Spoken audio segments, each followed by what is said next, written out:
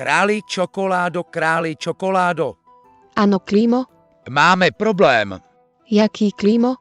Lord Ondra nám zničil doly na čokodírkovou rudu. A nejspíš bude asi chtít i víc.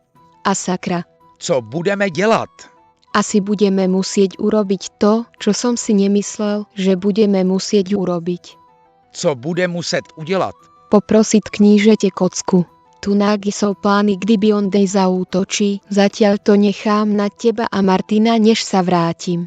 A priprav Pika na dlhú cestu. Dobře. Majte oči na stopkách. Budeme, dávejte pozor králi.